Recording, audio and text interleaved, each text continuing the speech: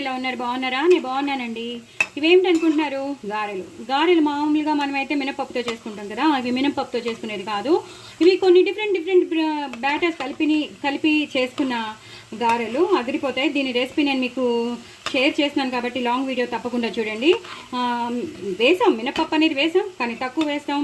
అలాగే బియ్యం నానబెట్టుకున్నాను, అటుకులు, అలాగే సగ్గు బియ్యం యాస్టీజ్గా వేస్తాను. సో మొత్తం అంతా చెప్పను, లేకపోతే మొత్తం అంతా తెలిసేసుకుని మీరు లాంగ్ వీడియో చూడరు. సో లాంగ్ వీడియో చూడండి, మీకు అన్నీ తెలిసిపోతాయి. ఇలా చక్కగా ఓన్లీ మినపప్పుతో చేసుకునే గారెలు కాకుండా ఇలా కూడా మనం క్రిస్పీగా గారెలు చేసుకోవచ్చు. చాలా చాలా టేస్టీగా ఉంటాయి, చాలా అంటే చాలా టేస్టీగా ఉంటాయండి.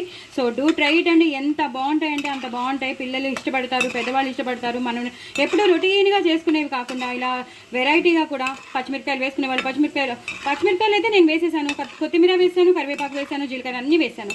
సో నేనైతే గుల్లిపాయలు వేయలేదు, మీరైతే గుల్లిపాయలు వేసుకోండి. అలాగే క్యారెట్ తురుము అన్నీ వేసుకోండి, మీకు ఏం కావాలో అన్నీ వేసుకోండి. బట్ ఇంత టేస్టీగా మాత్రం చేసుకోండి. యాస్టీస్గా మీకు సగ్గుబియ్యం వేసాను కదా, కనిపిస్తున్నాయి చూసారా? ఎంత బాగా కనిపిస్తున్నాయి చూసారా?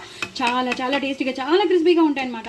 సో నేను ఇప్పుడు తుంపి అయితే చెప్పలేను, నేను లాంగ్ వీడియోలో తుంపి చూపించాను. చాలా చాలా బాగా స్పాంజీగా, చాలా క్రిస్పీగా వచ్చాయి. సో డూ ట్రై ఇట్ అండి. నా ఛానల్ సబ్స్క్రైబ్ చేసుకోండి, సపోర్ట్ చేయండి.